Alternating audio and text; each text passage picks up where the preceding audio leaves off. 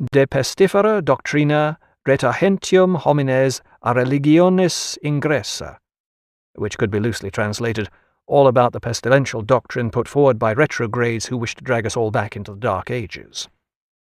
Perhaps, as a result of its catchy title, this treatise soon became a bestseller throughout the Latin Quarter, and Aquinas carried the day.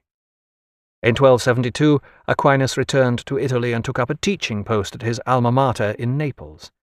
Here he continued to work on his second magnum opus, Summa Theologica, an attempt to bring together all the separate elements of his thought into a comprehensive philosophical system.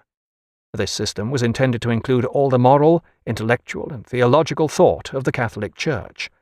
Although this work remained incomplete at Aquinas' death, it is still considered the finest and most complete exposition of the medieval mind, sadly a somewhat hollow achievement in modern eyes. Aquinas' masterpiece attracts virtually no interest today, except among Catholics who have to study it because it contains the truth about philosophy. The tone is set when Aquinas gives no less than 5 proofs for the existence of God. Modern readers may wonder why, if one is not enough, 4 more will do the trick any better.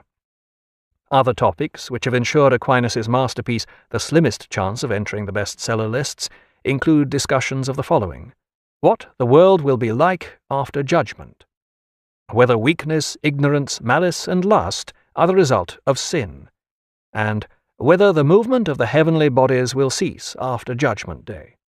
You may find it difficult to believe that even during the medieval era people were able to summon great enthusiasm for such topics, accompanied as they were by Aquinas' copious dissertations on their pros and cons, together with ample quotations from the philosopher, Aristotle, and other long-dead authorities. But you would be wrong. During this period, vast numbers of monasteries were scattered throughout the length and breadth of Europe, many in extremely remote locations. Within the confines of these so-called abstemious and celibate institutions, the lower orders did most of the turnip-picking and beer-tasting, leaving the intellectuals to combat the disease that reached epidemic proportions throughout monastic Europe, namely axidy, often known as the sickness of monks, better known to us as stupefying apathy or sloth.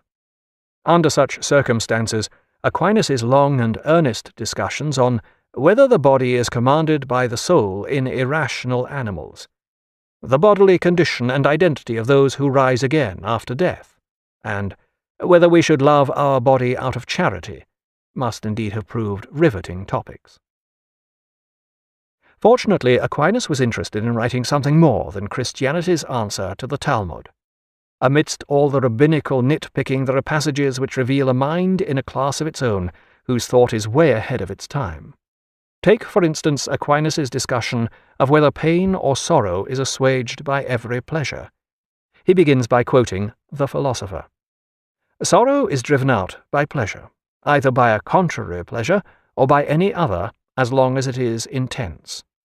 Aquinas then argues, pleasure is a kind of repose of the appetite in a suitable good, while sorrow arises from something unsuited to the appetite.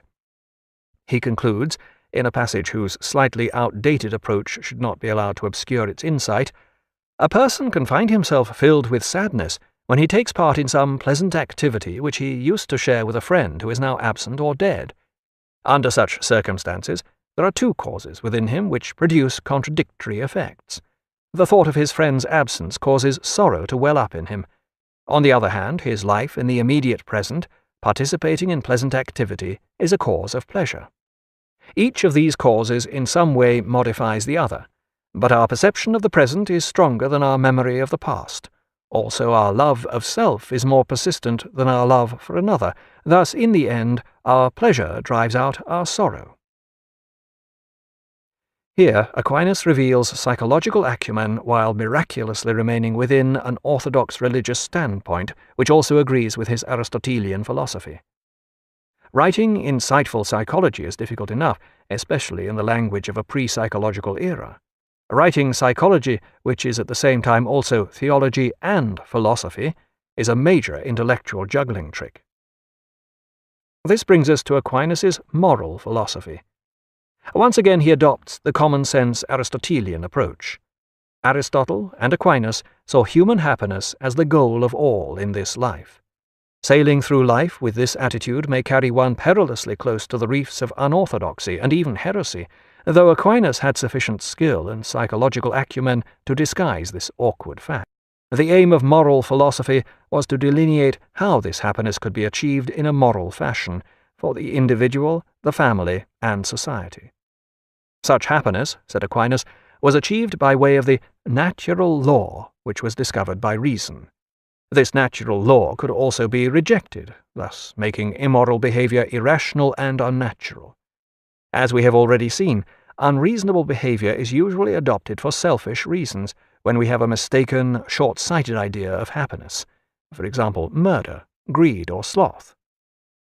Aquinas sets out 4 cardinal virtues which assist us in achieving moral goodness. These are prudence, justice, fortitude, and temperance.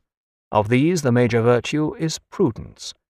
To modernize, this may appear a somewhat vague, prissy concept, the element of discreet discernment in action. The actual Latin word Aquinas uses is prudentia. This is a stronger notion, with connotations of wisdom, foresight, and skill, both social and intellectual. Yet it remains somewhat vague as a guideline. Aquinas appears to mean that we should cultivate in ourselves a suitable perception which enables us to come out on the side of the morally good. This may seem to us little more than pick the winner, ethically speaking, of course. But we live in uncertain times when the ethical field has many runners. In Aquinas' day this was a one-horse race. The Church was the invariable winner.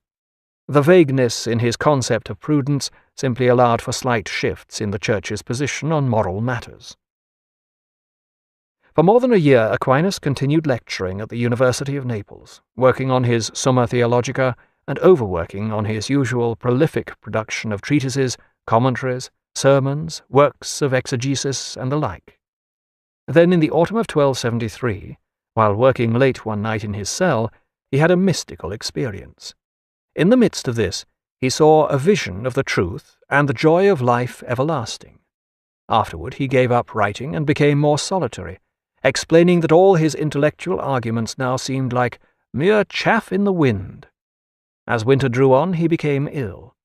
Although he was only 50, years of overwork and absent-minded frugal living had taken their toll on even his robust frame.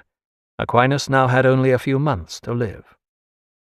In the new year, a summons arrived from Pope Gregory X demanding Aquinas' presence at the Second Council of Lyons.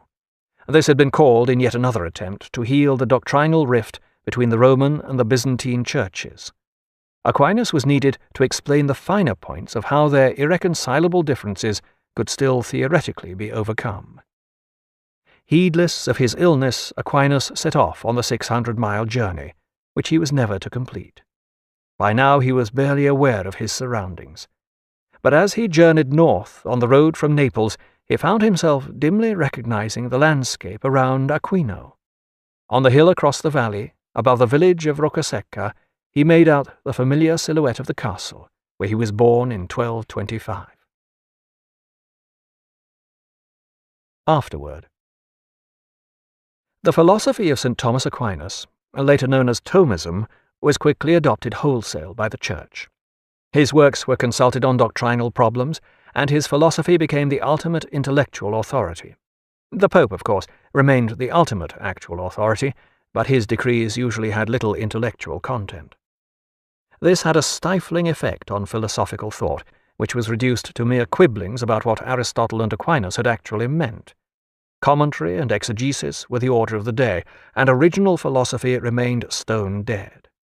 It's arguable that this had in fact been the case since the death of St. Augustine, almost 800 years before Aquinas arrived on the scene. This outlook continued after the death of Aquinas and for the 2 remaining centuries of the medieval era. Astonishingly, it then persisted during the Renaissance, when the mindset of European civilization changed beyond recognition. The earth and the Roman Catholic Church were dislodged from the center of the universe. Science and humanism held sway, inspiring an intellectual self-confidence that enabled Europeans to circumnavigate the globe and redraw the map of the heavens. Yet philosophy remained unaffected, with Thomism continuing to be taught in the universities, and the world of speculation caught in a 2,000-year-old Aristotelian time warp. Not until the 17th century did the first cracks begin to appear in this vast Gothic structure, upon which more concerted labour among Catholics who have to study it because it contains the truth about philosophy. The tone is set when Aquinas gives no less than 5 proofs for the existence of God. Modern readers may wonder why, if one is not enough, 4 more will do the trick any better. Other topics which have ensured Aquinas' masterpiece the slimmest chance of entering to include all the moral, intellectual, and theological thought of the Catholic Church. Although this work remained incomplete at Aquinas' death, it is still considered the finest and most complete exposition of the medieval mind. Sadly, a somewhat hollow achievement in modern eyes. Aquinas' masterpiece attracts virtually no interest today, except De pestifera doctrina retahentium homines a religionis ingressa, which could be loosely translated, all about the pestilential doctrine put forward by retrogrades who wish to drag us all back into the Dark Ages. Perhaps, as a result of its catchy title, this treatise soon became a bestseller throughout the Latin Quarter, and among the bestseller lists include discussions of the following: what the world will be like after judgment, whether weakness, ignorance, malice, and lust are the result of sin, and whether the movement of the heavenly bodies will cease after Judgment Day. You may find it difficult to believe that even Aquinas carried the day. In 1272, Aquinas returned to Italy and took up a teaching post at his alma mater in Naples. Here he continued to work on his second magnum opus, Summa Theologica, an attempt to bring together all the separate elements of his thought into a comprehensive philosophical system. This system was intended